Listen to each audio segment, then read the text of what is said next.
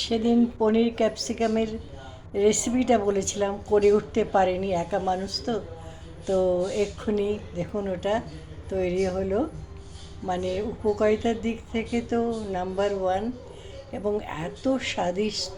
মানে ক্যাপসিকাম, তবে পেঁয়াজটা কিন্তু ডিপ ফ্রাই করা চলবে। দেখতে পাচ্ছেন পেঁয়াজটা, আমি ক্যামেরাটা আরও কাছে নিয়েছি, কাঁচা কাঁচাই, মানে কাঁচাটা ঠিক, মানে ভাজাটার অ্যারোমাটা আপনার নাকে আসবে, অথচ ওটা কিন্তু ট্রান্সপারেন্ট থাকবে।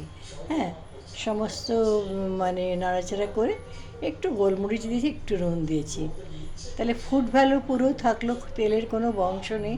স্লাইট একটুখানি জাস্ট পেঁয়াজটাকে নাড়তে যেটুকু লাগছে। আর এদিকে চলছে নারকোলের সন্দেশ তৈরির প্রস্তুতি। আজকে করতে পারবো না, সময় লাগবে। হ্যাঁ, কাল সকালে হয়তো হবে। তখন হয়ে গেলে আমি আবার বলবো সন্দেশটা রেডি হয়ে গেছে।